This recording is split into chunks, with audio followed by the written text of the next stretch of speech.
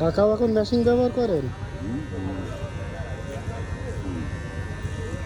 বাচ্চাদের চুল কাটতে কত নেয় না? 40 টাকা। আপনি কত বছর ধরে আছেন এই পেশায় কাকা?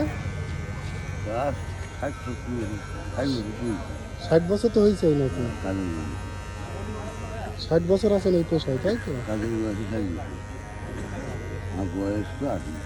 বয়স 80, তাই তো? 60 বছর এই পেশায় আছেন এইভাবে।